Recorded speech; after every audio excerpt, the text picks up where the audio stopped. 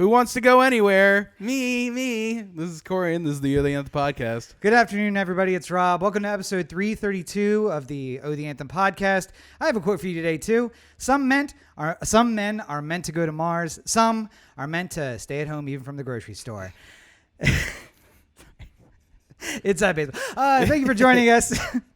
We are coming to you from the hashtag OTA LA studios, high above the 110 freeway in downtown Los Angeles, California. Thank you for joining us. Yes, thank you for listening on your podcast of choice. The easiest, the best way to do it, anchor.fm/O The Anthem. You listen on Apple, go there, find it on Apple. You listen on Spotify, go there, you find it on Spotify. It's the easiest way to get to the podcasting glory that you wish. It's at anchor.fm/O The Anthem. Yep, and of course you can find us during the week on all your social media at O The Anthem on Facebook, Twitter, Instagram, and the videos, both the episodes and everything else is available on YouTube. You can also find both Corey and I on our personal stuff, and I want to welcome friend of the show Roberto to the wonderful world of TikTok. Now, I did have to set it up for him, but much like a good father anywhere in the world, I was happy to do so. I basically have to hold his hand through all of this stuff in the world, so I was happy to. I can't imagine the good father of daughters are setting up their TikToks for them, but I mean, that depends. I, as a father of daughters, would not want to do that, but I, as a teenage boy who was hated mainly by fathers of daughters, sure. I bet Kellyanne Conway is really upset about setting up her daughter's TikTok account now. Probably so. Probably not real happy about it. And I was going to say, speaking of Roberto, let's jump into that 4-year consideration splat. Oh, wait, that's right. Hold on. First off, I wanted to start somewhere else real quick. Oh, all right. That's right. So last week, we talked about the NRA, and we talked about their marketing company, which is sort of funding everything that's going on.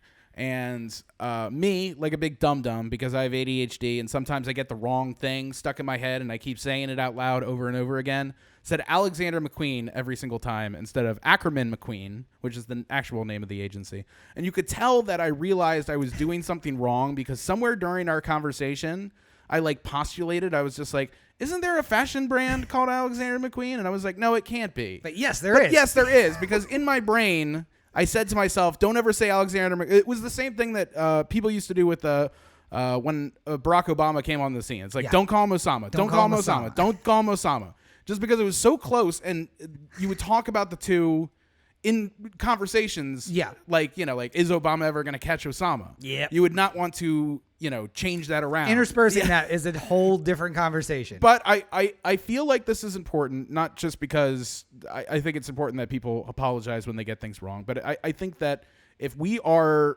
positioning ourselves in a place where we're calling balls or strikes to an extent, that we also owe it to people when we do wrong. Mm-hmm. And I don't want people to think that that just went up. It wasn't aware to me. It was one of those, as soon as we got done recording and then I was editing it and I was just like, fuck, I said Alexander McQueen. I hope I didn't do that again. And then Yeah. And if I ever do make a mistake, I will be sure to come on and apologize about it. Do I need to go combing through the archives? I was reminded probably back around episode 100, I put out the call, much like Conan O'Brien had done around the time, which I think is my inspiration for that. That if you could find I was incorrect about anything that I argued, I would pay you $100. And we had nary a taker for that. So, I just assume I've never gotten anything wrong. Well, we'll see. I'm excited for the comments on this episode. But yes, I in fact am a dum-dum from time to time, and I make mistakes, and would like to apologize to the good people at Alexander McQueen for implicating them with the NRA. I mean, I think at the very least, throughout the entire episode, we said allegedly. So. Yes, yeah. I just like to think somebody from there is listening, and they're like, "All right, so we only have a little bit of our marketing budget yet. How are we going to overcome this O The Anthem smear campaign that Corey Baker has put on us?" Well, I mean, all the top celebrities have already gathered behind us and said we're not supporting Alexander McQueen anymore. So I mean, I feel like we've already done some damage, but hopefully this will make up for it. Yes. You can get all the bigwigs back in under the stable now. Also, Now that we know that Alexander McQueen's not canceled. Unlike the NRA, we have no money for clothes, and Corey has become a bit of an aficionado recently. So if you'd like to send clothes our way, if the apology did it for you, our message can become very positive. I wear a 17 and a half, and all right, we I can don't be know if very you pro. cut slim, but I mean, like, I'm a little bit more of an ample gentleman, so perhaps if you have something in the big boy collection, then not just like you have a section of big boy, just like if you have like an Alexander McQueen that happens inside of like a Bob's Big Boy. Yeah, you'd really like that one. Yeah, I was gonna say Corey's got some weird dimensions, but if you're working on a Husky Juniors line, he'd be the perfect model for that. It'd be You're great. looking for short and fat, which is exactly what every single fashion brand is looking for. Then right here, I will happily an apology don one of your fine fabrics. Yeah, and again, like I said, we will become very pro Alexander McQueen very quickly. You'll see me wearing a black Alexander McQueen T-shirt, which costs about as much as every T-shirt that I currently own. Probably, I can only imagine. All put together. All put together. Yeah. Yes. Yeah. I own 10 black T-shirts at this point. I imagine it's more. I imagine you're underselling the. Well, listen, I got 10 work. I mean, it's a black very T-shirts. reputable brand up until the moment that we slandered it last week. So I have 10 black work T-shirts. Yeah. I have 5 or 6 black at-home T-shirts, but I wouldn't really wear them out. Yeah. I have 2 or 3 gym black well, I was T-shirts. just wearing my wearing around the house Orioles shirt. It's Right, a little yeah. tattered. It's not quite. The difference is mine are all just solid black. Only I know the difference between the work shirts, and when they're hung incorrectly in the closet, it causes me pain because I pick out my work side and I'm like, this is clearly not a work shirt. This is a around the house shirt. Can you How tell by the shade dare of you? black that this is a house shirt? It actually does have something to do with the shade. I'm sure it How does. many times I'm has it been sure it worn? does. I'm sure it does. How black it is. All right. But yes, so- for your consideration, yeah, let's let me get get into that, it. Well, let me get that splash together. Hang on Yeah. one sec, Corey. Let me grab that Wait, splash. Roberto, do you want to do it live? Is that possible? Well, I know he's deep in the world of Red Dead Redemption. And when I say that, what I mean is he's watching videos on YouTube and then doing what they do, which is apparently how millennials play video games. Who knew? I told him he should put that on his new TikTok account, but there's already a TikTok account that he's watching to get the clues how to play, and I don't feel like He doesn't want to take their content wholesale and just put it out. It's too meta. It's watch me play Red Dead while watching a TikTok, watching them play Red Dead. It's just Right. too much. It's too much. So, but yeah, there's one really big story this week for your consideration, and that is, of course, the undoing of Hollywood. Essentially, yeah. Well, I mean, it's certainly a important day. I think we can say that with some positive, with some certainty, because the Paramount decree was something we discussed a couple weeks back. I reposted a bit of it in the pre-show, if you caught that. But it was I interrupt a couple of weeks. Episode 293 would have been 30 episodes ago, which is about this time last year. So. Yeah, time has no meaning. It's all an illusion. In my mind, you know, like much like, you know, like Trump going on Fox and saying like, you know, I'm literally trying to stop the mail, which felt like it happened a year and a half ago. Like, I don't know when things happen. I'm speculating. But yes, that happened about half a year ago. We first started talking about how this was in the works.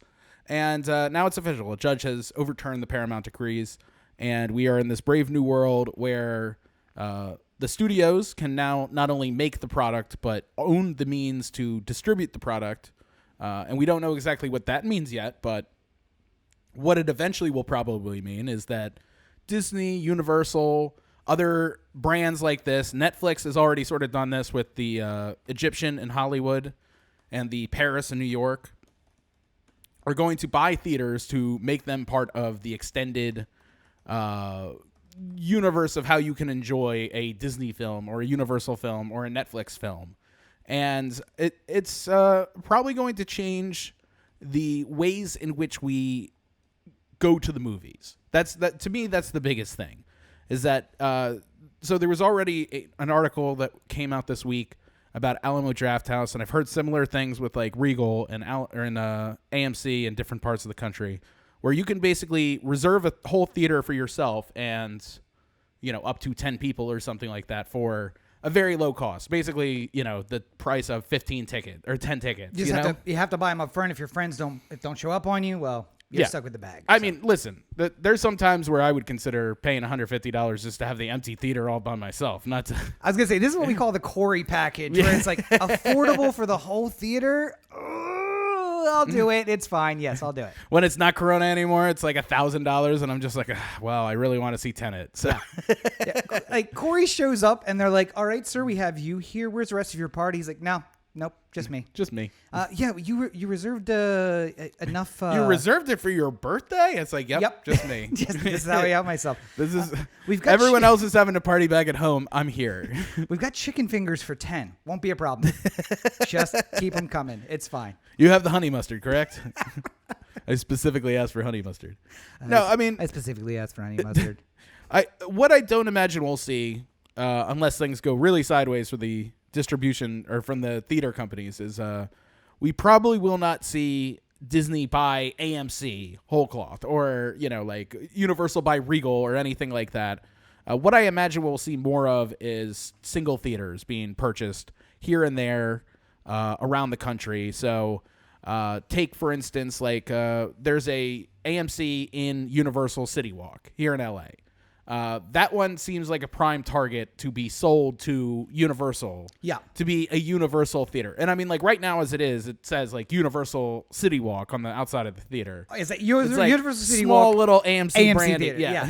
And downtown Disney has an AMC theater, both in LA and Orlando. Again, that's a prime, like buy that. And then it can be your branded theater. Right. And there are 3 AMCs within walking distance of each other in Burbank. And it feels like they're also very near the Warner Brothers lot, the Sony, or maybe the Fox lot. No, it's Disney lot now. Yeah. It was the Fox lot.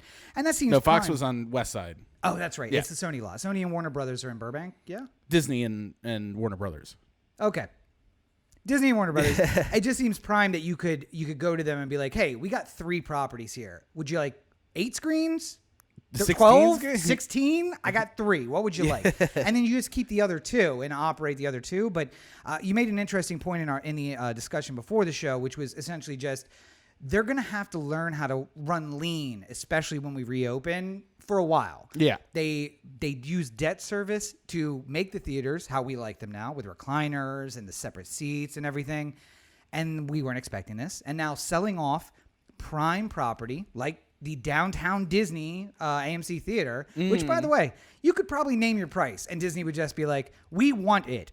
What is it going to take for us to get this?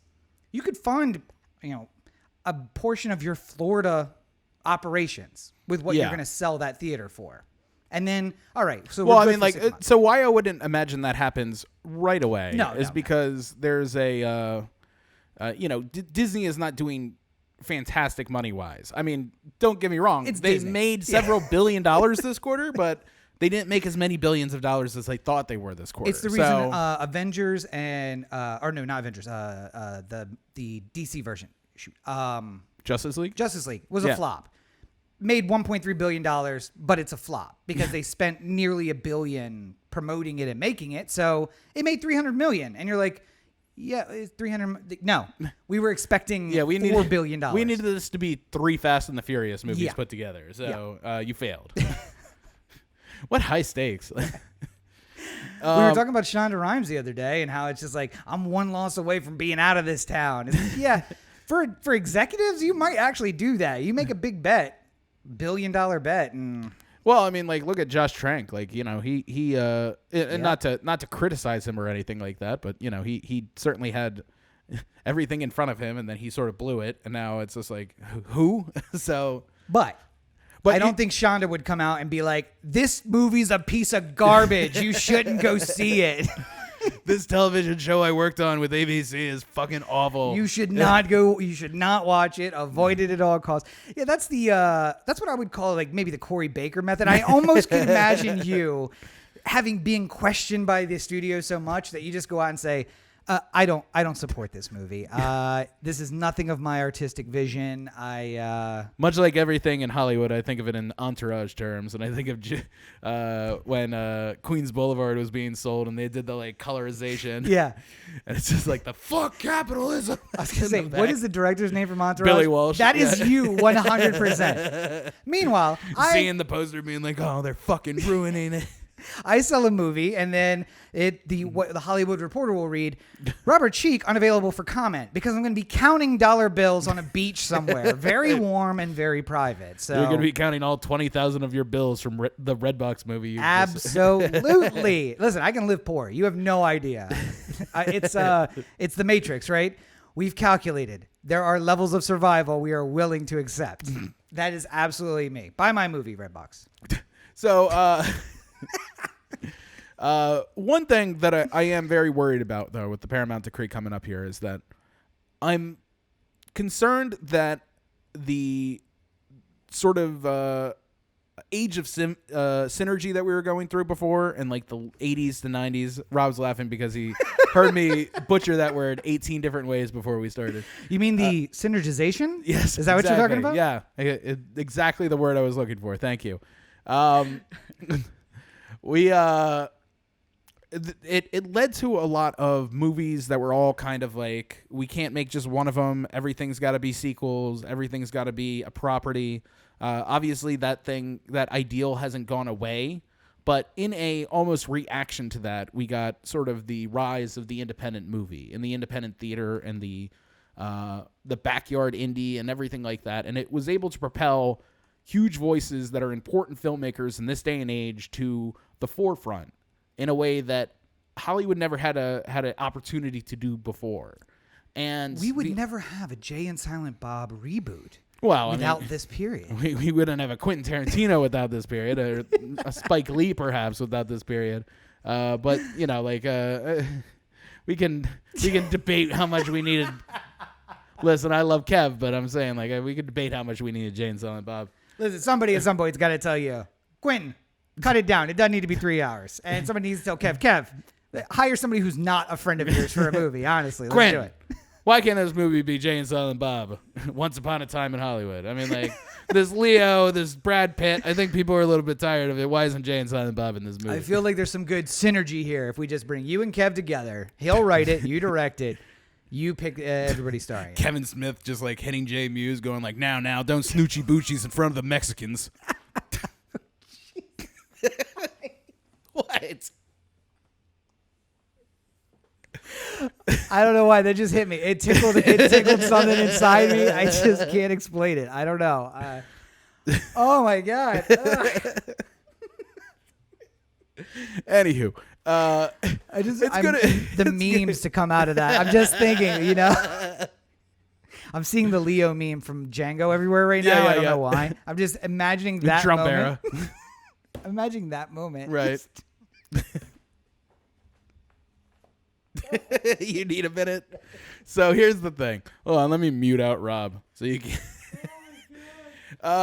The thing about this is I worry a lot about where the next generation of filmmakers is coming from here, because right now the desire is to have a property and own it and to never let it go.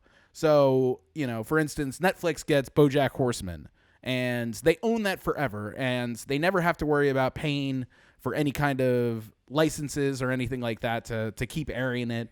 They don't have to worry about it becoming a bidding war like, you know, the Friends back catalog or The Office or The West Wing or any of these other shows that in the olden days would have been a cash cow for syndication. But ABC kicking itself because it didn't air The Office. ABC Studios shot it, and then it went to NBC to air, and then... And I mean, like, you know, in the days of US v. Paramount, where the movie studios were concerned about overstepping, there was a lot of, we should produce things, and we can buy things, and we can buy the things that we produce, but, you know, if there's not a home for it in one of the Warner Brother properties for this specific show...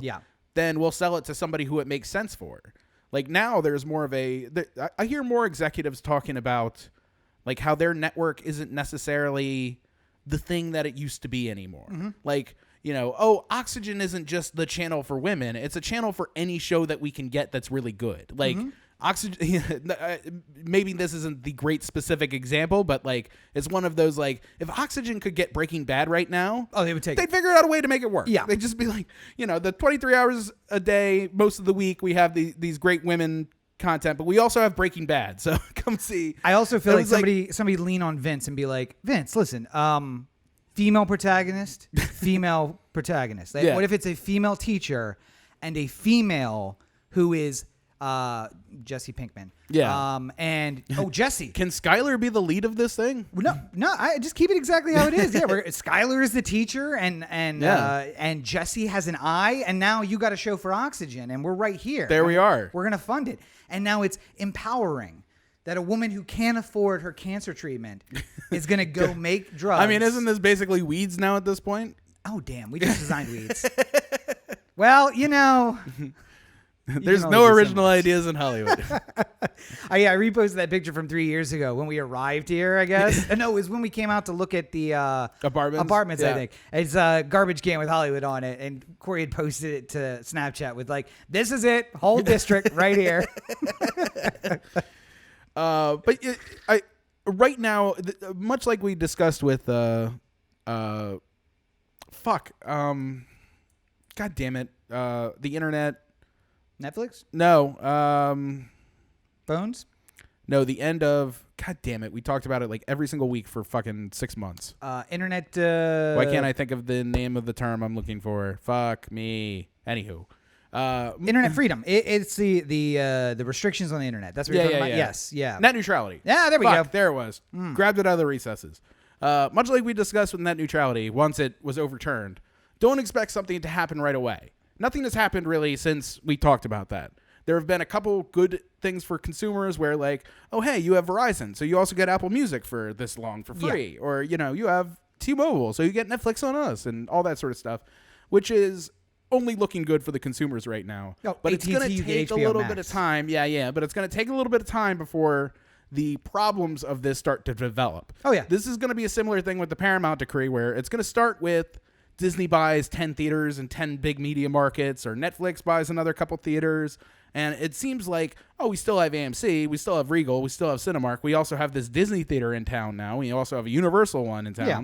It's the old AMC that we never went to, but now that it's a Disney theater, we're going. Yeah. And there's it's going to feel very good for the consumer for a while. But I worry that there's a step like 5 to 10 years from now where we look back and say like, oh, when the Paramount decree was completely gone and we knew that it was no longer around, that's when things started changing here. And that's where we feel like we're not getting that influx of new voices that we used to. And I mean, like, it's not that we're not going to hire new people to have Netflix shows or anything like that. It's just that the barrier to get from unknown director, screenwriter, actor is going to be a lot more difficult because you're going to have to go through some sort of gatekeeper system, which is what has hurt Hollywood throughout the years in various different means. And I think the eventuality of that also is that if you want to take your kids to watch a Disney film,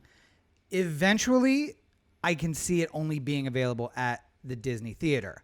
And their argument will be not only that Paramount's decision is gone, or the Paramount decree is gone, but hey, we were going to send this straight to our Disney Plus platform, which you'd have to pay for anyway. Mm-hmm. But instead, we're going to release it in a theater where you can go have the theater experience on a movie you would never had a theater experience for. But in one of the few theaters that is exempt from Paramount, USV Paramount, the El Capitan in Hollywood is a Disney theater. It only shows Disney movies. Yeah. And if you go there, they'll have big events like Beauty and the Beast opens this week, and it opens everywhere else. You could see it in any other theater across the country. But if you see it at the El Capitan, there's going to be a special Swarovski crystal light show beforehand, and there's outfits from the movie. The costumes are out in the lobby. Yeah, and like, you can buy special popcorn tins that have Beauty and the Beast on them and stuff like that. Yeah. And it's all part of this... once you step inside the doors of the building, you feel that warm embrace of Disney that you're used to. Yeah. Like what it feels like to be at a Disney property or a Disney store. Like, gonna say, has a very specific feel to it. It's the park. You're going into a park, Yeah. a mini version of the park. And they're gonna try and extend the alchemy that is a business relationship between them and the consumer in different ways inside of a theater, which will sound, that part will probably be good for a while, but just it's going to hurt people who are trying to do something that's a little bit different, and do something that's a little bit off the beaten path. Independent movies, which are currently selling at Sundance right now, will still get bought by Netflix. Like, if you were Palm Springs, you're still getting bought. Yeah, Amazon, Hulu, Netflix. Somebody will get it. Yeah. But I mean, like, the concern is, like, if you don't get it, like, there's so much more. It adds more to the lottery ticket aspect of, like, trying to sell your movie now, because what do you do if you're me? If I don't get my movie is in the can, I don't get the offers from Disney and Paramount and Universal and everywhere else. Like, it's just, it goes quiet. I could put it up on Apple and have people, buy it off Apple or stream it off Apple, or I could put it on Amazon and maybe get $100,000 if it's a really successful. Put it on YouTube, run ads during it. I mean, you could, but the chance of making back your investment are much lower at that point, because you don't even have the opportunity to necessarily have the same independent studios that are going to be able to compete in the same way. Yeah, it's going to make it harder for an A24 to compete with Disney when they have the option of pricing you out of the market, essentially. Like, if you're in a place that, if Bismarck only has 3 theaters and 2 of them are AMC and one of them is Disney, and the other one used to be a place where they play the Disney one used to be the independent theater in town. You're missing out on the independent movie. Like, they'll still survive. They'll still be in major media markets, but it just will not be as available. Well, and I was going to say the impact is less on us here in LA. It was honestly less than us in Baltimore, because the Charles will probably always be the Charles, and there'll always be a place to go. But Bismarck, maybe even Bismarck, because it's like a city-ish, but you might get to the point where you have to drive an hour and a half to Bismarck, because it's the only independent theater in North Dakota. But I was in like Casper, Wyoming, right? Yeah. And there's one theater. Yep. And one theater for quite a while. So if you wanted to go see a movie and you live somewhere in the area of Casper, it's one theater with 4 screens. Yeah. Yep. So right now you're already limited to what are the 4 most important movies of the moment that will be playing at that Casper movie theater. But if it's a Universal theater now, it's you the Universal movies, yeah. and then what do you do if Disney wants to play their movie, and if you buy a 20-screen multiplex, like, Disney can't fill it with 20 Disney movies. Yep. I mean, they could, but it wouldn't be as successful as if they had Fast and the Furious on one of those screens. Right. So, like, what do you do then? Are you paying, because right now we're going through the same thing with some of the streaming companies, because specifically Amazon and Roku are charging more for people like HBO Max and Peacock to have a channel on their platforms. And they have their own content. So. The reason why they're doing it is because they're the major player in the space, and if you can't pony up for the price that they're asking for, then you just don't get out to most Americans. Yeah. Like, I only have Roku, I only have Amazon. I could get it on my internet service and then Chromecast it to the screen, but that feels like, why would I do that? And that is I'm somebody who's connected. I know how to do all this stuff, and it's too much of a step for me. My parents, forget about it. Yeah, I mean, like, if I'm connected and I don't want to do it, then somebody who doesn't know what the hell they're doing is going to have no idea how to get to HBO Max, Yeah, I'm going to have to go home and set up a button where when you push it, all those steps are run on IFTTT, so it all connects. Like, just push the big red button. That's how we're going to get it on. Pull it up on your computer and press the big red button, and then you'll be good to go. But I also said, we've seen this happen before in the 80s, in our lifetime. In the 80s, Ma Bell was broken up, and the phone companies got broken up. And in 1990, there was probably 100 different phone companies. And of course, now home phone service is not the thing. But essentially, the first cell phone companies were also home phone companies. That's how it worked. Yeah.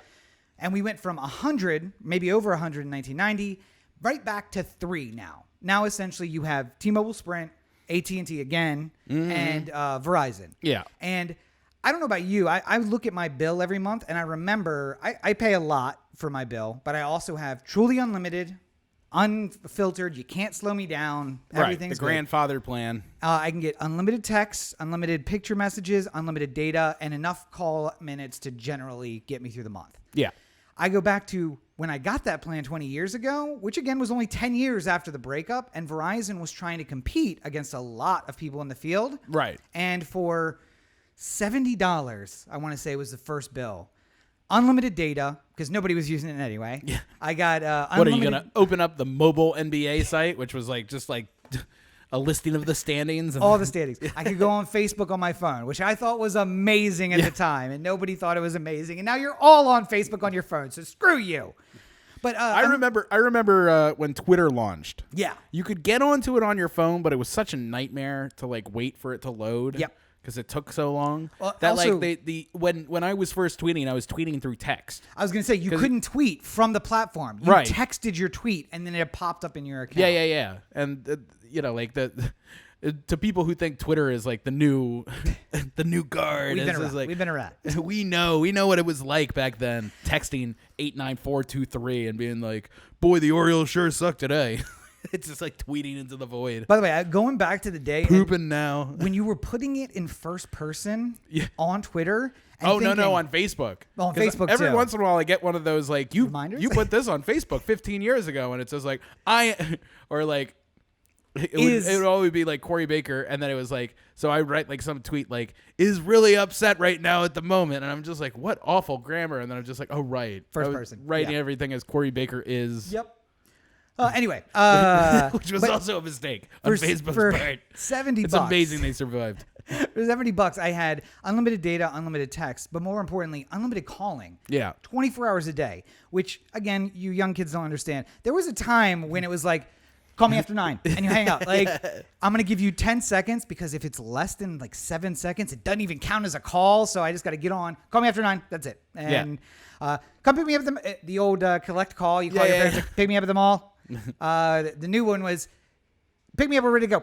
I'd hang up and try to keep it under 7 seconds, but that was $70. And now I pay over $100 for unlimited data, unlimited text, but very limited talk time. I also just don't talk very much, so that's good. And the price is way higher. And some of that's inflation, but some of that is there are 3 companies. Yeah. So go ahead, go to AT&T because you're going to lose your truly unlimited and get their unlimited plan, and it'll be cheaper, kinda. But well, I mean, the problem is, and this circles around to where we are with the Paramount decree too, which is that when you limit the number of choices that you have, you limit the amount of innovation that can occur in the space. So I mean, like think about it just in terms of phones, like in actuality, they'll say, you have a lot of choices in different, manufacturers and stuff like that. But, most of the market is Android. A smaller subset of the market is Apple. And then there are, like little tiny outlier things. But there's 2 mobile operating systems. It's still making phones, Corey. I don't even think they are. I think they're done now. It's Are they doing one phone? Like one? Yes, there is the BlackBerry. Because Andrew Cuomo has one. Oh, okay. And Roxy likes to bring that up all the time. Like, see, he's got his BlackBerry. And I'm like, yes, he found the one BlackBerry that's available on the market. He also has somebody who has an iPhone right next to him, so he can just be like, tweet me. Pull up YouTube. I want to see my face. Oh, it's a smartphone. It just also has a keyboard. Old people. I want some Rocky Milk. But yeah, so we have not covered anything yet today, so let's move on. Yeah, let's get on with it. All right, first thing up in news is the Veep Stakes is over. We've been talking about it for a few weeks. You saw in the intro video there. I do also actually want to say real quick, we are really active in the chat today. So you can see the Discord link wherever you are. Come and join us in there. But you can also chat right in Facebook. It'll come into the Discord. We can chat back to you. We have Eric Moore is joining us, and Kenny from the DSUG podcast. Remember that, Corey? That was the thing that was happening. Joining us in the chat. You can join us too. Make sure you come in and be a part of that. And the Discord will be around, same channel forever. So just make sure you bookmark it, and then you can come and be a part of that there. Yeah, talk anytime. Kamala Harris is the choice. As we've talked about basically for the last 3 weeks, she was the odds favorite. Unfortunately, maybe not the person we want, but at the same time, as you're going to hear coming up this Friday, at some point you just have to hold your nose and vote for the one that makes sense. I mean, so neither one of us were super excited about Kamala Harris coming in as the pick, but I will say this. I think when in the lead up to a decision like this, the people you're hearing about the most, the quiet mouths don't get fed portion of the Democratic Party, who is arguing for anyone who isn't the person who is the front runner. Yeah. Like, Yeah. You know, like the people who are trying to put out bad stories about Harris so that Gretchen Whitmer looks better or stuff like that. Like, there's a lot of horse racing going on. And I found that most Democratic voters, or most people who are, out there like getting the news, like who aren't tied into some sort of political discussion all the time, we're generally excited about Kamala Harris. And I feel like, we shouldn't be short on the idea that it is a historic choice to have, a woman on the ticket. Geraldine Ferraro, the last time. A black woman, a Indian woman, like she has a lot of firsts that are accompanying this decision. Generally speaking, I find Kamala fine. I just don't like. It seems like there is a bomb getting ready to explode here with the because any story of criminal justice is only a matter of time before the next one happens. Yep.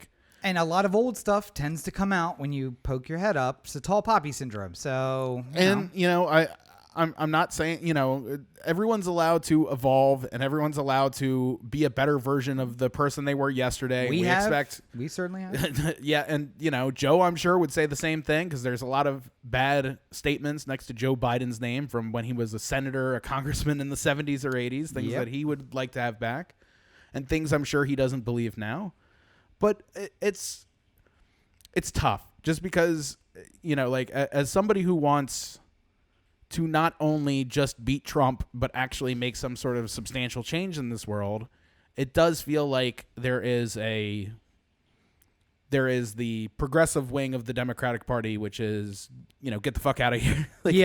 You're only here for your excitement. Like, get us the kids and then we'll tell you to go fuck off and die. And then there's the party, the capital D Democratic Party. Sure. Yeah. Which is been not run under stellar circumstances for the last generation here. I would say every day we have people turning 18 who are moving the capital D party closer and closer to that fringe. Yeah. They're moving it outward. So and Joe Biden, as much as they want to paint Joe Biden and Kamala Harris as like these unhinged Antifa fighters, like King of Antifa. Yeah. Joe Biden is a very moderate Democrat and Kamala Harris is a very left to the moderate scale of Democrats. Like, she is for sure further to the left than Biden is. She's done Green New Deal. She's been in favor of Medicare for all. There's a lot of very progressive things that she has actually put her name next to. But she also didn't prosecute a single cop while she was a prosecutor. She said nothing about the racial reckoning that's happening in the country. She's not moving forward. And you would think that, the problem is that, I think anyone who has any kind of aspiration to be a politician or a attorney general or something like that should at some point say, I want to do this because there's something wrong with the way that we're doing it now. Nobody wins elected office by saying everything has been done great and I just want to continue this long and storied record of I don't know, because didn't Trump say that this week? He did. He wasn't reading the room, but yes, he did. Oh man. I'm fine. I'm fine with I've been willing to bite my tongue on Biden. I've been willing to just be okay with Kamala Harris. This is to be honest, this could have been a lot worse, I think. It could have been worse. I'm fine with it. I'm just gonna hold their feet to the fire from day one. Like just I want them to know that like if they screw up even a little bit, I'm gonna be all over their ass. Like I just do not have patience for somebody who is not even going to give half of the party that they're intending to vote for them any kind of time of day, Like, well, I really wanted this election to be Joe Biden gets to be president. He's run in 5 decades now. Let's give him 6 decades now because we're in the 2020s. Let's give him the presidency. He's earned it. He's done the work. Step down after 4 years and you'll make me very happy. But I also wanted it to be give somebody with less experience a chance to be VP and be there to replace you in 2024. Yeah. I cannot do that now because I will not vote for Kamala Harris for president because, to me, the issues for which she is softest are the most important issues. Yeah. We can do Medicare for all. If you're using Medicare for all to patch up people of color who are getting shot by police, still willy-nilly without any consequences, right, then it's not worth it to me. And the Green New Deal is fantastic, and we should absolutely do that. But if you don't really care about working class people and getting them back to work, then I don't really care about that. And right. So I am fine with this being the center middle that we can take the election. This is the one that gets 54% in swing states. Even a woman of color might help Joe Biden take Texas. That's where we are. Yeah. Georgia, who almost voted for Stacey Abrams, might vote for this instead of Trump. I get that. Bernie is going to be a horse race where everybody's just going to stay home. You know, I don't like Trump, but I'm not going to vote for Bernie, so I'm going to stay home. And I get that. I mean, I personally am not a progressive Democrat. Yes. There are parts of the ideals of the progressive Democrats, though, that I really enjoy because the more left-leaning aspect of me wants the things that I want badly. Like, I want there to be equal rights amongst everyone, regardless of any kind of difference between us. I want everyone to be treated exactly the same under the color of law and just in general. Like, there should be no delineation between how we treat each other. And, you know, if you want real change in that regard, the only people to look at are the progressive side of the Democratic Party. Yeah. They are the only ones who are going far enough on those issues to make a substantial difference. I would not want to necessarily align all my political beliefs with the far left fringe of the Democratic Party, but I am willing to go with them on certain things because I think that they're right and they just know how to do. Like, it's just not even that I think that, you know, progressives are smarter or that they have better ideas or anything like that. They are, but you know. Well, I mean, like, I just feel like when AOC speaks or when Bernie speaks or when somebody like that speaks, they're coming from a lot of logic. Yeah. Like, this is what's wrong. Here's how we can fix it. Sometimes they say things that are, you know, like interesting ideas, but also completely ridiculous on face. Like Bernie had the plan, like, you know, billionaires made an extra $60 billion during coronavirus while everybody was making no money. We should tax every $1 billion that they made to help pay for the things. You call that crazy. I call that creating a functioning republic. Well, I mean, you know, I think the reason why it works is because everyone can understand how that would benefit people, how, like, you can Robin Hood a situation here where we take care of the poor, but you also have to realize that if you do this, like, there's a certain balance that California specifically has been dealing with for a long time, which is how hard can we push people before they just fucking leave? Yeah. Like, there's a lot of California people who just go to Texas, and they're going to leave the U.S. though. There's people who will at a certain point leave the U.S. if it becomes too problematic. Let them go. Let them go. No, I'm not. And then we're going to tax the crap out of their companies, and then capital gains will become.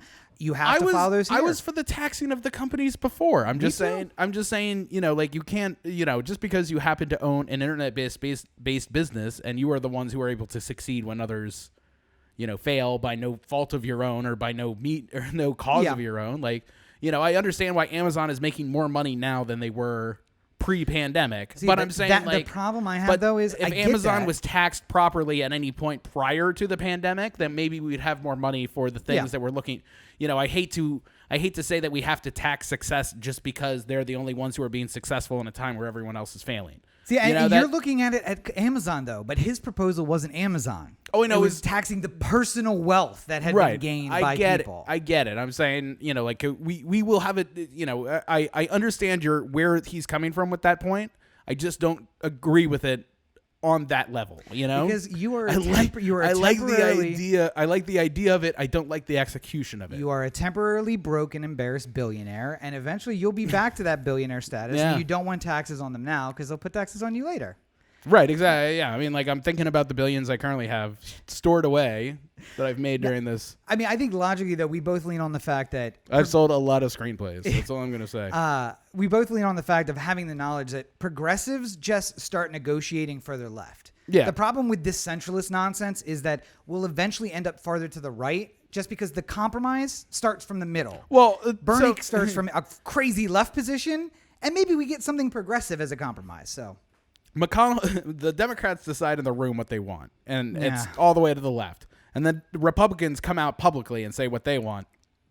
It's all the way to the right. Yeah. Right? With Democrats want 0, Republicans want 100, right?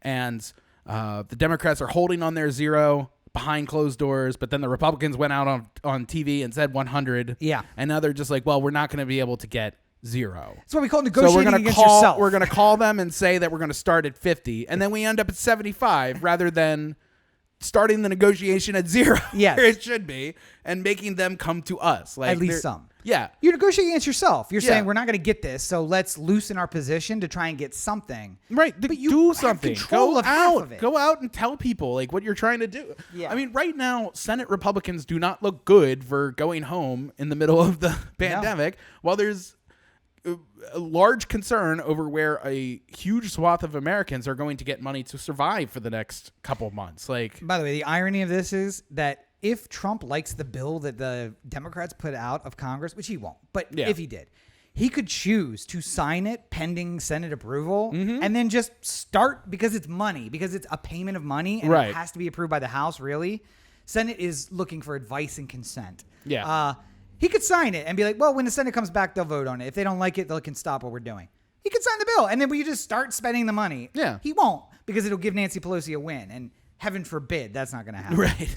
But the good news is, well, he's not doing anything wrong, so I don't know why he needs to give Nancy Pelosi a win. I mean, when and if we do get Joe Biden, hopefully in the White House, we'll have, God help us, Real Politics is actually estimating a win in the House, a win in the Senate. So it might be a Democrat House, a Democrat Senate, Democrat presidency, a sweep all the way through. But that is taking into some things about if it's this close between Mitch and his competitor this late, it's problematic for Mitch. And Yeah. it's only going to get worse for him as we go along because he does stuff like send everybody home for recess in a pandemic, and that's not going to help him. But anyway, where we started, this is the ticket. Like it or not, like I said, sometimes the medicine don't taste good, and you just got to swallow it anyway and wait 4 years and hope that you get something better, I guess. and then speaking of the election, Trump, any weird bit of political thinkery here. He's decided- 10 moves ahead of you, Corey. You don't know where decided this to is go going. onto Fox News and admit that he's holding up post office funding because he doesn't want the Democrats to be able to get the mail-in voting that will be so corrupt. But the part that bothers me the most is that if I went on television, if I had a press conference, right, and invited all the news stations, and I went out and on a lectern, and I was like, "Hey, I have a plan to take away people's mail before it gets to them. Like, I'm not going to tell you exactly the means by which I do it, but you know, maybe I'll come up on a mail truck while they're delivering the mail, and I'll steal out a couple cartons, and I'll just run down the street with them. And I'm the mail burglar now, you know. Yeah. But I plan on fucking with the mail. You know who comes to visit me? Secret Service? Secret Service. Yeah. Who's in charge of the mail? And they go, you realize that fucking with the mail is a crime. And I'm like, what? And then I would get arrested and I would spend time in jail, even if I didn't fuck with the mail. I'm pretty sure that just stating intent to mess with the operation of the post. If someone saw you with a cherry bomb and a match at a mailbox, I think that is a substantial enough step for them to be like, oh, he's about to fuck He's with the mail. taking a discernible step towards Yeah. fucking with the mail. Yeah, and even if you're like, hey, I was going to drop it by the mailbox, I Yeah. was going to put it in the UPS box, not the blue box. Right. Doesn't matter. Substantial step towards damaging the mail. I just don't get how I could be arrested for that sort of thing. And Trump is going out and admitting to impeding the ability for the Postal Service to do their job. And it's like, you know, like, oh, it's just a hard line negotiation. Like, no. Here's the difference. I'm pretty sure it's not. If your boss came out and said, I'm going to give 10% of the people here a raise, and I'm going to fire 20% of you. And then eventually he just gives everybody a 1% raise, and you feel lucky because it could have been part of the 20% that was fired. Yeah. You only got 1%. He's allowed to do that because he's the boss. Yeah. So he's allowed to do that because he's the boss. But the problem with being the boss is that usually in a corporation, there is somebody like the shareholders who are going to be like, we don't want to terrify everybody who works here. That's how we lose good people. Yeah. And they fire the boss. And Trump apparently thinks he works at, Trump, where he's the boss and there's no shareholders. So, and he forgets that there's 300 million shareholders. I mean, so I'm not saying that the USPS is the greatest run organization in the history of the world, but it is. Doesn't have to be. Okay, go ahead. Hold on, but it is protected by the Constitution. It is a cornerstone by which our entire government runs, not just for delivering mail and ballots and stuff like that, but also getting medication to people from the VA or Social Security checks or any number of things that are very important to people who vote, like veterans and seniors. Yeah. But just the fact that we've gotten to this problem, like, so people are just like, the post office loses so much money. The Army doesn't lose so much money. We allocate resources towards it. Where the USPS got fucked was in 2006. Mm-hmm. They voted to say that they had to have 75 years worth of pensions available. And then immediately... Wait. Let's pretend... you said voted. Let's be clear about who voted that. Oh, it was the House and the Senate. Yes, which were held by what party at the time? The Republicans. Absolutely right. Okay, yes. Republicans voted. Because there was a desire to privatize the post office. Yes. So to make it look like the post office is doing really bad, they make them pay for the pensions up front for a long period of time. For people who may never take a pension from the post office. Right. Yeah. And that immediately put them in $120 billion worth of debt, which is most of where we are right now. Yep. And they also set the price of postage. So it's not like the USPS could be like, wow, this is a real kick in the nuts. So people are going to be upset when they have to pay $1.20 to send a letter. Yep. No, you can't raise postage like that. You can't go crazy. So now, if it was a business, if it was run like a business, then yes, they would say, all right, we need to come up with $120 billion. Here's how we're going to do it. Well, I mean, that's what Uber and Lyft are doing right now. I mean, like California just upheld that all people who drive for Uber and Lyft are employees and have to be treated as such. And that's going to go into effect in like the beginning of September, I think, officially. And you're getting a lot of things from Uber and Lyft saying like, oh, we're not going to be able to operate in California. If you I've gotten 3 push notifications now saying you better call your congressman or your state legislatures. Because your Uber is about to cost $50 just to get from Hollywood to downtown. Well, Lyfts we are not going to operate in California anymore. Oh, really? They're just done? Yep. Yeah. So they're like, hey, call somebody because, you have a 15% off coupon. Better use it now because we're not going to operate after September 1st. Right. So yeah, that way. But here's the thing. The post office was never intended to operate at a profit. Yeah. It is a service. Right. Now, Corey can comprehend this. What he doesn't comprehend is that Amtrak is also a service and it's not meant to operate at a profit. But I'm not going to go down the whole Amtrak road again because we have a whole episode back in the catalog where you can do that. But go ahead and find it. I'm sure it's illuminating. The point is that okay. So here's the most illuminating thing I can say. If you go to UPS or FedEx and you say, I want to send a postcard from here to my parents who live in rural Maryland. Yeah. So if I go to the post office, USPS, that will cost me 35 cents to send a postcard from here to rural Maryland. Yeah. If I use any other service, what they say is, okay, it is a non-box. Anything non-box is the same qualification. Mm-hmm. Less than a pound. Everything less than a pound, 16 ounces is the same qualification. And you're crossing 4 zones. That is a charge. Yep. And it's going to a rural delivery. That's a charge. Yeah. To send a postcard to my parents is $4.40. Yeah. FedEx or UPS, same amount. The post office does it for 35 cents. Yeah. So the whole point is that let's just say that FedEx is setting their price by the market. UPS is the same, I assume. That's the market cost. The post office is doing it at 900% below market cost. Yes, but you also have to factor in that there's a lot of costs associated with running a business that factor into that cost that the USPS would not have to worry about. Like what? For instance, they pay their CEOs $20 million a year, and their shareholders expect a certain amount of profit every single quarter. And if they can't show operating benefits to doing something, then they get penalized by the New York Stock Exchange. There's a lot of like being a business versus being a public entity. There are things you don't have to worry about if you're one as opposed to the other. But to hypothetically, if UPS or FedEx wanted to operate the same as the USPS, where their CEO took a nominal amount, if their postmaster general took a nominal amount every year, then they could do it for half the cost they currently do. Maybe.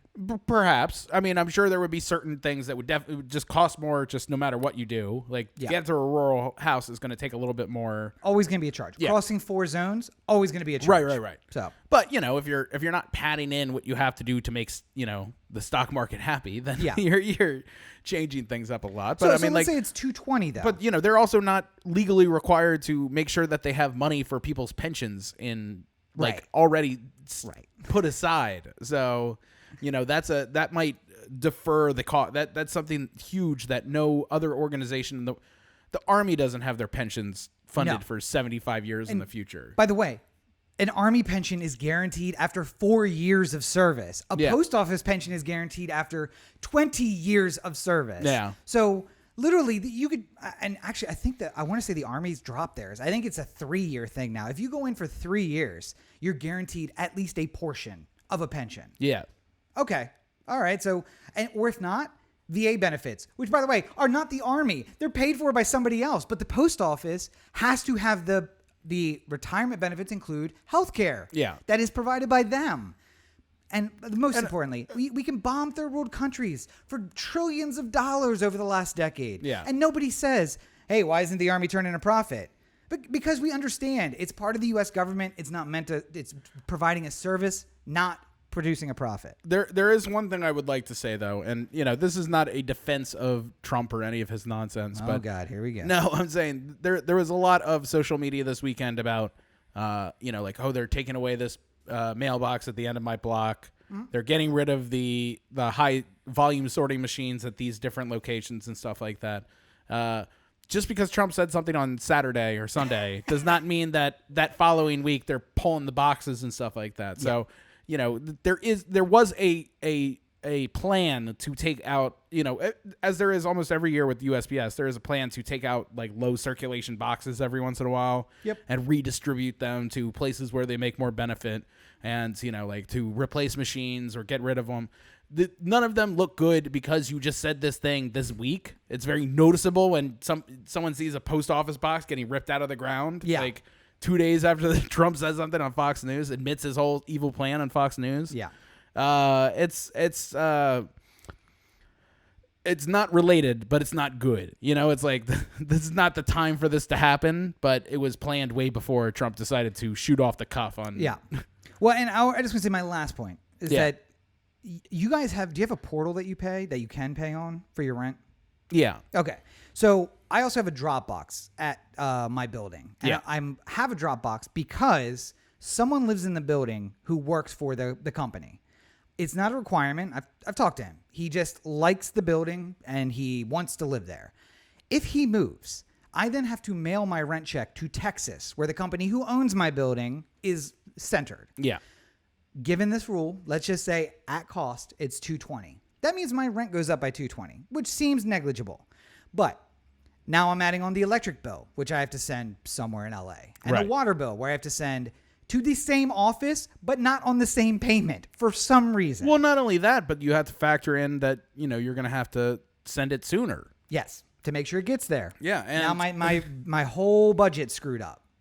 And you can do the thing where you say, well, the check will not get there for a week, so I don't need to have all the money ahead of time before I write the physical check. That's a crime, But that's Corey. where people get in trouble. And that's a crime. If you write a check that you don't have the funds to clear it the moment you sign it, that is passing a bad check. That's a crime. Corey just learned he's a felon. That's the face of someone who learned he's a felon. No, I haven't done that, so I'm glad I haven't. Never in your life? No, not that I can think of. Okay, I'm not going to speak on whether I've ever done that. I'd rather not have the evidence. No, because I've had landlords who lived I had a landlord when I was living in Denton, Maryland, who lived in Montana. Yeah.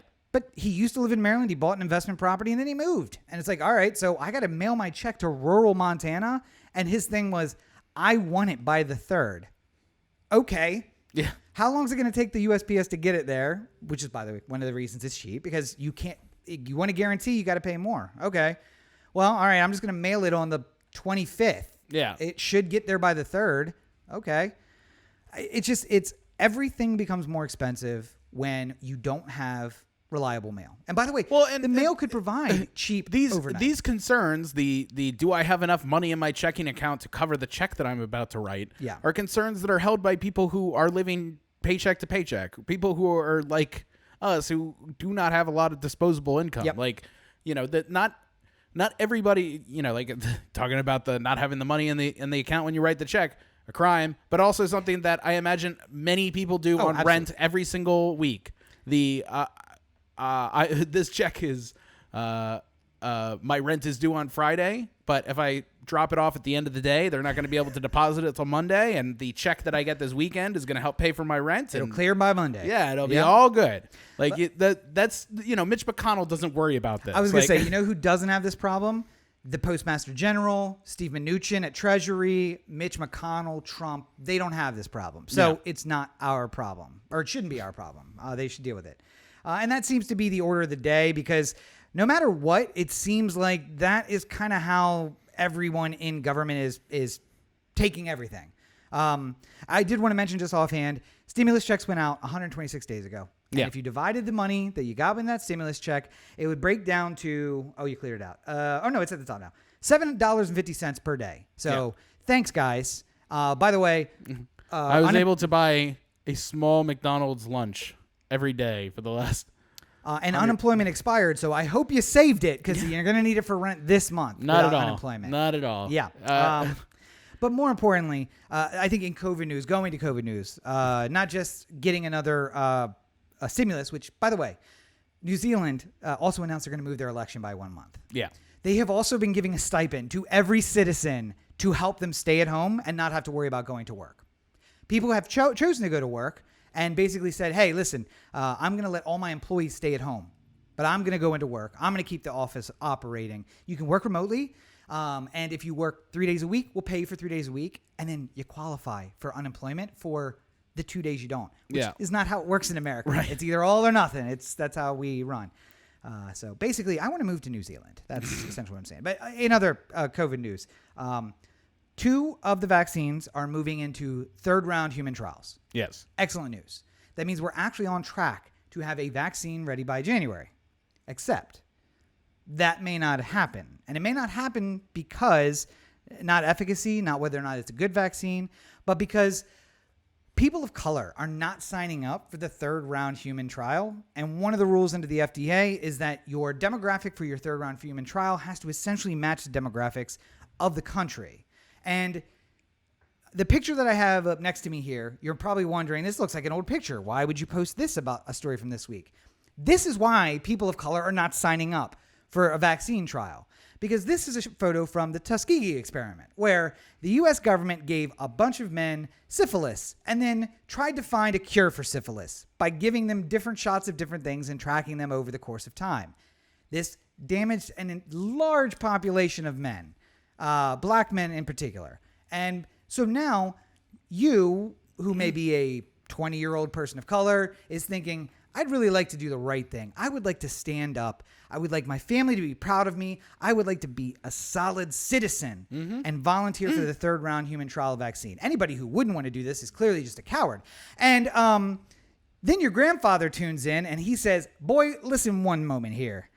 I did this one time. What, did they tell you they're going to pay you like $40 for it? Same thing. I got $40. They gave me syphilis. And then for 100, for 60 years, they experimented on me. It's not worth it. Yeah. And now you say, I want to do the right thing, but also I don't want this to happen to me. Don't want to be grandpa. I don't want to be experimented on for 40 years. And also, Latinos are not signing up.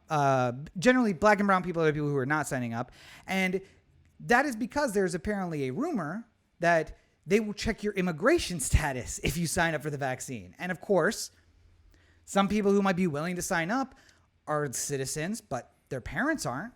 And if you look into me and you find out my parents are here illegally, am I risking their lives? Do you sending them home by me coming out? Or maybe somebody who is a DACA recipient, which has no safety in the Trump administration, doesn't want to come forward because they were brought here as a child when they were 2, and now... I mean, they're sending back, servicemen and women who fought for this country, so... A guy who did 3 tours in Afghanistan is not safe. Yeah. I've been living in New York City my whole life, and I'm an artist who lives in the village. They'll send me back real quick. I'm not going to go risk that, and of course. So... the end result is we may be held up on a vaccine in the U.S., not because the science isn't there, but because the FDA won't get final approval because the third-round human studies don't match demographics of the country. And we can't say that it's safe for people of color, who are, by the way, being impacted by the virus far more than other groups. It's just a sad set of events, and it all just brings me back to Germany in the mid-20s when fascism was on the rise, and it wasn't just the Nazis. There was a lot of people who were anti-Jew, anti-Slav, anti-anyone who wasn't German. And the Spanish flu had the same outcome. People of those communities wouldn't get the vaccine because they were worried about getting something given to them by a government that was vocally against them. Yeah. We essentially have returned to this point. That we are living in a country when the leader of the country says, yes, I'm trying to interfere with the election because this kind of voting benefits the other party, and I don't want them to win. So I'm going to just interfere with it any way that I can. Brian Kemp did it in Georgia. He seemed to be doing pretty well with that. I'm just going to do it on the national level. This is fascism. This is how fascism starts. It is along the scale of our slide to fascism. So welcome, everyone. Welcome to fascism. Yes, unfortunately. We have cake. And I guess in other coronavirus news, even though it's more Trump than it is coronavirus, and really a story I want to make sure we just touch on because we've only started finding out what this is about. Right. Mike Lindell. Do you know that name, Corey? Do you know who Mike Lindell is? The My Pillow guy. He's the skeleton who's holding a pillow on some late night advertisements. Here, you guys. You can see him. He's right here. Mike Lindell. Also personal friend of the president. One of the few CEOs who stayed loyal to the president. So he's a personal friend. Last week, he and HUD Secretary Ben Carson, who I used to respect as a physician, as a politician. Yeah. I believe I spoke into these mics and said, I might vote for Ben Carson. It's time we get a scientist, a man of science, into the White House. Until you heard about all of his science. Yeah. So apparently they walked in and said, hey, there's this new extract, Olendantor, which is based on the oleander plant. And it's showing good signs of being a good treatment for coronavirus. So Trump, of course, immediately tweets out something about Olendantor. Turns out that this extract has been tried to get FDA approval for something else, was marked as unsafe for human use, and then rejected. But wouldn't you know, Mike Lindell has a financial stake in the company that's producing it. So he had a financial stake in a company that was about to take a huge L, and then he called his buddy or went to see his buddy Trump, and now that might turn into a huge W. Now you're gonna tell me that the Postmaster General who Trump appointed has also got ties to things that are not the post office. Funny story. He was a really big he donated a lot of money to Trump, and now he's Postmaster General. Yeah. So it's a developing story. We'll see what happens, but in the end, it's just like this is a weird place to be in because when you see a government slip towards being for sale, they generally don't also slip toward fascism at the same time because it's like, well, either we're just going to be for sale to the highest bidder, and then you risk, I don't know, Soros coming in and buying up government power. Right. By the way, he's not trying to take over the government. That is a joke. Or it's fascism where it's like, we are just going to shut everybody Don't say it too down. loud or else the QAnon people will show up and... Honestly, listen. They got thoughts. If QAnon, this is what I'm going to tell you. There are 4 episodes where we have given away the very secrets of Pizzagate, Obamagate. You're just going to have to listen to every single episode and find out where it might be in hidden code though. So listen closely and multiple times across all places where it's available. In fact, because it's different. If you don't, people don't know this, but it's slightly different. Yeah, sometimes the YouTube and the podcast version are slightly different. So sometimes Spotify won't let us upload to Anchor with the secrets involved. So we have to upload the special one with the secrets to YouTube. And sometimes, the YouTube Google gets onto our tricks. And, they do. So we have to switch it up and load it somewhere else. It's on Facebook instead. The only safe way is to listen to 321 episodes on both platforms multiple times to figure out when we gave away the secrets. Go at it, sleuth. Okay. So other Trump stuff, I just kind of want to skip through that. We mentioned that he wants to keep this incredible thing going earlier. I can't. I just honestly and the lack of insight is breathtaking. Just out of touch. And he's so anti. We talked about the Postal Service. He's anti Postal Service because he doesn't like mail-in ballots. But if you ordered an absentee ballot in North Carolina or Pennsylvania, you received one with Trump's face on it. And you might say to yourself, what's the difference between an absentee ballot and a mail-in ballot? Absolutely nothing. Yeah. Absolutely nothing. One is you saying, essentially under oath, I won't be in the district on Election Day, so I'd like to vote in absentia ahead of time. Right. The other is saying, I'm going to be in London during the election because I have a big job going on in London, so I need to vote by mail. I mean, in the end, I think I voted in absentia one year when I was working in Columbia, Maryland, and I lived on the Eastern Shore. And I said, I leave at 7 a.m. and I return at 7 p.m. Polls are open 7 to 7. Yeah. So there is no way I can vote. I need to vote in absentia for this election because they will give me time off from work, but I can't get home to vote and go back to work during that time. Right. So I need an absentee ballot. A mail-in ballot is saying, I won't be absent from the district. I just don't want to go vote in person. So the result of both is you fill out a form with certain things at the bottom, with like choices, your social security elections, number. Even more, your social security number and your voter ID number, which is on your voter's card, and a bunch of other personal information. And then you mail it. The only difference is the reason for not being there. Either I'm there and I don't want to vote. I'm not going to be able to vote in person, or I am going to be there, but I don't want to vote in person. What constantly amazes me about this whole thing is that Trump should want more people voting, I would think. I mean, as the president, yes, he should want that.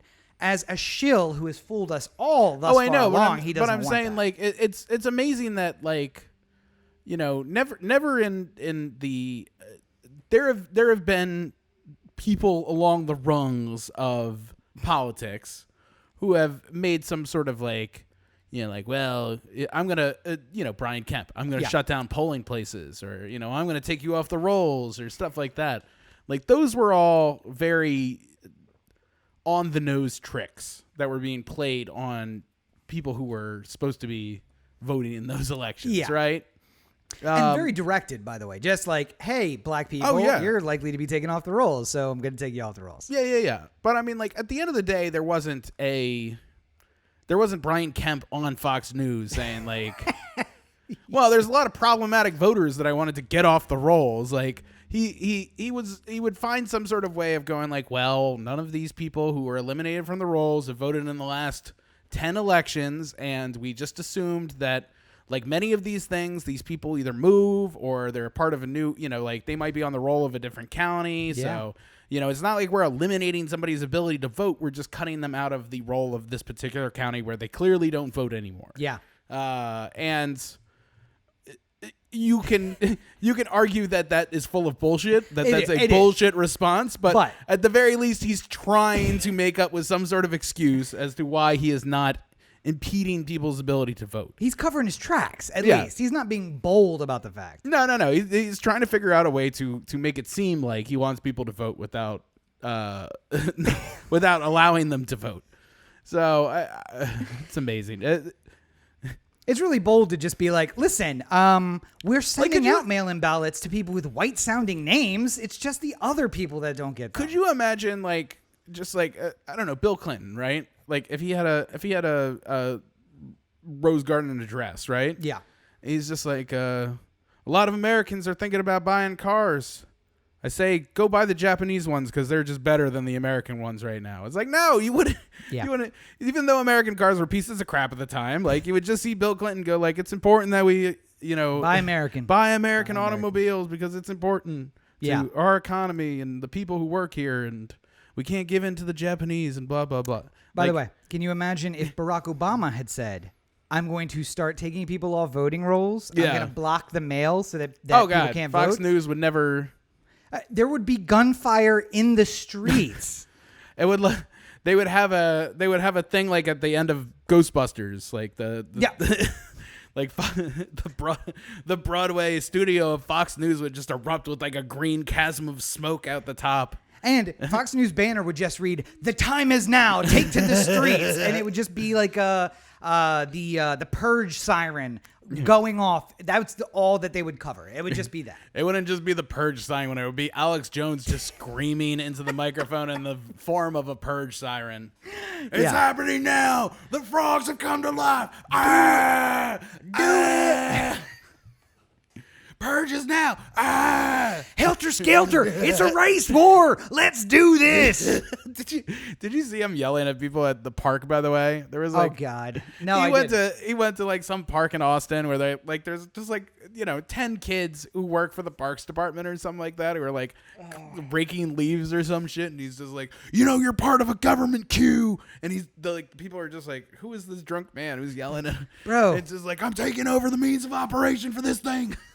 I need a summer job. Losing. This pays $22 an hour, man. It's a government job. Come on. You realize they're eating your brain from the inside. It's like, who? But like, honestly, man, I smoke a lot of pot. Seems like you do too. Could be worse. I'm just saying. It could get worse. How come all the pot I buy ends with an EOD? All right.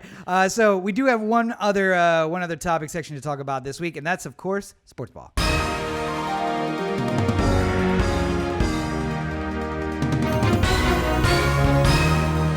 So those dulcet tones. I know it always seems like it's been so long since we had it. I'm going to let you wax poetic on this, though. Go ahead.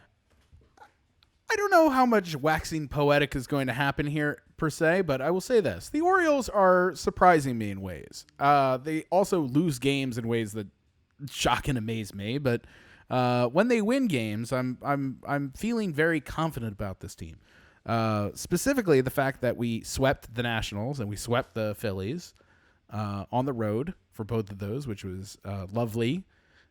And, yes, we lose the Yankees. I think we lost to the Blue Jays tonight. But there seems to be that sort of magic that happened in like the 2012 season where we were winning all those one-run games and just one thing after another. 7-1, bottom of the ninth. Yeah. Woo, man. That one got out of hand. Something tells me this one isn't going to make the comeback. No, probably not. You never know, though. So you make the magic happen. So as I've been told. You make the magic happen. But the expanded playoff format has gotten me thinking. We talked about this a little bit before the season started, obviously in jest a little bit, but right now the Orioles would be in place to make the wild card at this moment.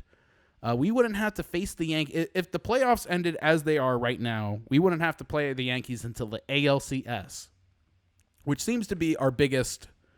They put up one more. 7-2 was the final. So close. Yeah. Anyway, the Yankees seem like they would be the biggest impediment to us getting to the World Series because they're the best team in the AL. Juggernaut. And obviously to win the World Series, we'd have to get through a lot of great teams. And not to say that any of the 6 teams that would be ahead of us in the playoff standings right now are chumps or anything like that. They're all very talented teams. But more than anything else, we're 1/3 of the way through this marathon season. The Orioles are in a playoff spot as of this moment. Our 4 best hitters, Severino, Nunez, Santander, and Hanser Alberto, are doing just as well as Mookie Betts, Cody Bellinger, Justin Turner, and Corey Seager of the Dodgers, who are the best team in the majors right now. Yeah. I just don't it's not that I think that the Orioles are going to win the World Series, but it seems like an argument could be made that stranger things have happened. You know what I mean? Like, well, I think also an important fact: 0 positive tests for the Orioles, and the Yankees have had positive tests. I think at this point, Phillies have, Nationals have. The Yankees were going to play the Phillies. Oh, that's right. They didn't. They didn't play. Yeah, because. But I mean, like, you know, right now the Cardinals just came back to play for the first time in 2.5 weeks or whatever. Yeah. You know, they were. Their record was 4-2 or whatever. They had only played 6 games. Everyone else was close to 20. Yep. So they're going to have to play double headers a lot for the rest of the season to try and make this up. And that's tough. That's tough. That's tough Very to tough. overcome. And you know, maybe you don't play as many games as another team does, and you know, the Cardinals just end up playing 50 games instead of 60. And what's your winning percentage and yada yada yada. Like, you know, there's no promises even that, you know, if we got to the ALCS that the Yankees don't get sick then or something like that, or that some sort of weird occurrence happens that just keeps working in the Orioles' favor for whatever reason. And, you know, I'm sure people will say, like, you know, oh, asterisk, the Orioles were supposed to be terrible this year and they won, and this is just proof of all that and stuff like that. Whatever. That's fine. I don't care. Yeah, they can say that all they want. I will take the ring, whether or not there's an asterisk. It's fine. I mean, the Astros still have their ring, so I mean, like, you know. Yeah. And I was gonna say If we're gonna be okay with that, I think we should be okay with the 60-game sprint World Series as well. How about this? They played about 60 games honestly. So we played 60 games honestly. They did. We both get a ring. It's fine. You could tell that we weren't banging on our trash cans because there was no crowd to cover up that noise. But I gotta say, so I watched my first game when I was here over the weekend. Yeah. And I said that they're pumping in some low, or you told me they're pumping in some low crowd noise, but it is disturbing just to watch the game because there's just, no matter what happens, there's no reaction. It's that same low murmur. What bothers me the most, so in all my life of watching baseball, I could listen to the announcer announce and then know when to raise my head based off the reaction of the crowd. Yeah.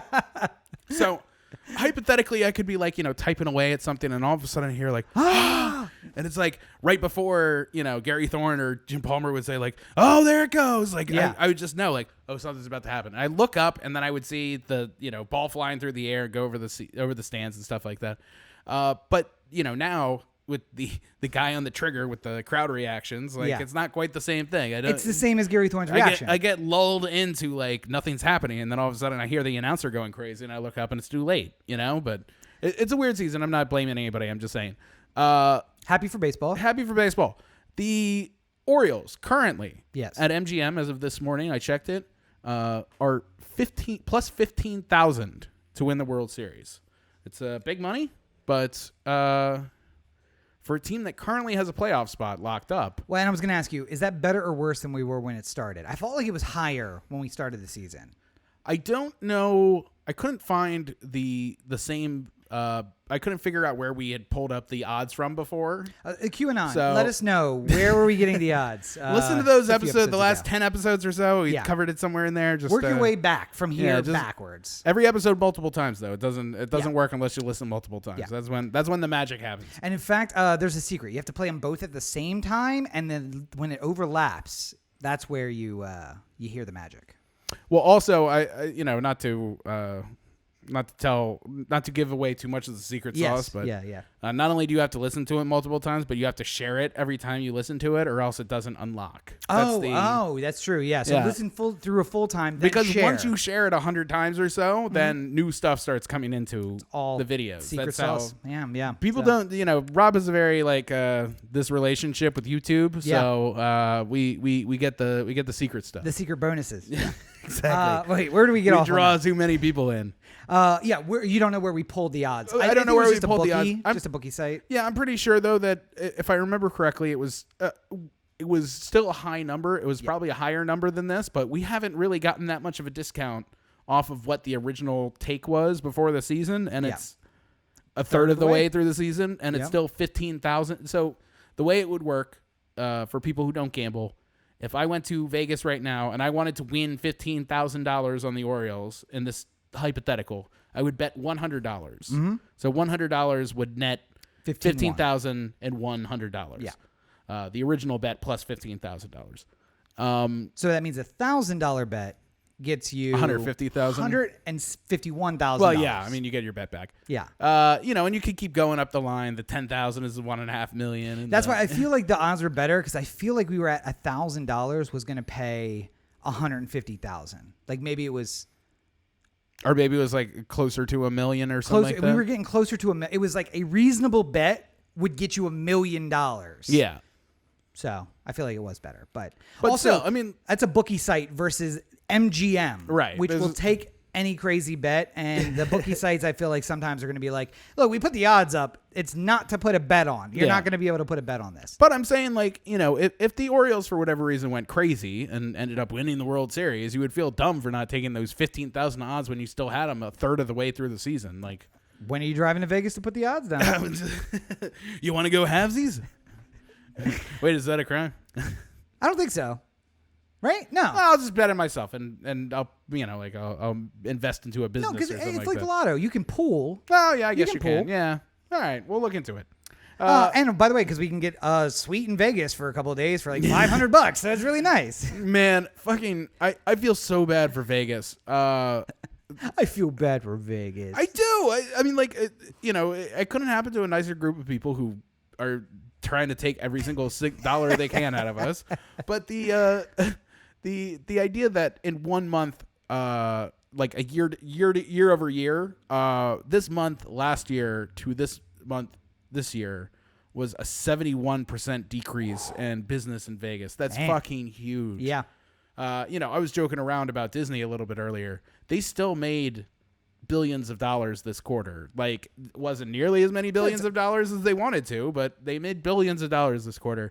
MGM, or like, the casinos and stuff like that, I think the number was like $1.5 million a day. Every day that the casino is closed. Oh, that was closed. Yeah. Yeah. So during the shutdown, when it was closed for a month and a half, you're talking about, $45 million in just fucking gone revenue. Wait, like, is there a Paramount decree that applies to casinos? That's my question. Not yet. All right, because listen. I mean, you can get on it, I guess. No, because Camelot would probably be up for sale, and Disney may have a thing or two to say about that. Excalibur? Excalibur, yes. Excalibur. Might be for sale, and Disney's like, you want to live that Cinderella lifestyle? Do it for real. Usually give the Cinderella's castle away to like needy kids and stuff like that. Well, if you ever wanted to purchase it, we got it in Vegas. Or Universal. Wait, Universal could do it. They buy Circus. It's already basically there. You make it a little darker, and it's scary enough as it is. I mean, you just need to change the clown to Pennywise, and you're there. I mean, it's not really that. And Forgetting Sarah Marshall. That's basically, I think it's a Universal property too. Buy up Mirage. Now it's the Forgetting Sarah Marshall Hotel. That's like a big IP, right? That's something you would want to do. It's like what was going to Universal and seeing the Waterworld show. And I was just like, they spent a lot of money on this thing, and they're just trying to like. Half the kids here don't even know what this Why do we have is. a Waterworld experience? It's a great show. It's very enjoyable, but why do we have this here? Also, the Wynn looks a lot like Stark Towers. So you could just buy that if you're Disney and make it like the Avengers Hotel. Or, I mean, like if we're talking about Universal, why don't they just buy Caesars and they can have like a hangover experience? Somebody gets to stay on the roof. By the way, we're just giving this out for free. I know. Really gotta stop. They got to hit us up for these kind of ideas. You got to hire somebody for this. Fucking Universal's going to sound like a genius tomorrow when they get out. It's the hangover they experience. Release all these newses. By the way, the hangover experience where you spend the night on the roof of the hotel. It doesn't even cost them anything. I would do it. The problem is I would do it. I would spend more than the average night for the room to do it. It's a scavenger hunt. Like you wake up the next day, and every time is different. So you could do it multiple times. Only way you can smoke weed at MGM. At Caesars. So stay in the room on the roof. Yeah, I'd like the hangover suite, please. Yeah, they take him to a mattress on the roof. Now keep in mind, you're locked out here for 3 days, so be ready. All right, cool. For an extra $20,000, we can get the actual Doug to lay next to you in the bed.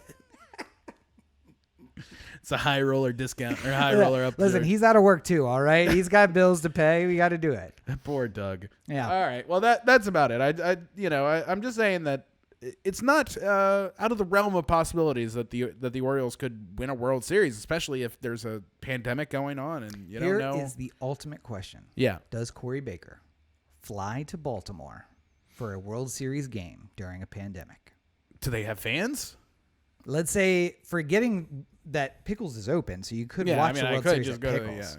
But let's say they let or get a Hilton balcony. Get a Hilton balcony. Yeah. I mean, honestly, if it starts looking like there might be a World Series, I might just rent a Hilton suite for one of the nights just to be like, fuck it. Well, let's do it. Just like put it on the, do the free cancellation. I was going to say, I think they're doing free cancellation still. So it'd be like, yeah, let's just book it. We're going to put down the $1,500 or whatever it'll probably be, and then just cancel if it doesn't happen, you know? Yeah. But does Corey Baker fly back to Baltimore for an Orioles World Series in a pandemic? 5 hours on a plane. I think I would be more. That's the guy behind you. I was talking to Rachel last night about like going home for Christmas or something like that. Yeah. I was just like, it's about that time, right? Well, I was saying to her, I was like, how would you feel about driving? Because we could just drive and like camp in the car and stuff like that, and then we don't have to deal with anybody, and we can get home and we wouldn't have to like necessarily like quarantine or something like that because we've been just to ourselves the whole time, the whole drive across the country. But that, obviously adds a lot more time to it. I was going to say, then your week at home becomes at least a month-long journey. Yeah, I mean, honestly. We took a week to come across. You could do it in 4 days if you just drove till you retired and stopped and camped. Just 10 hours a day. Yeah. Yeah. Pound it out. But then your first 2 days there are ruined because you're like, all right, I just like to sleep in a bed, please, somewhere. All I want to do is go to sleep forever. How about this?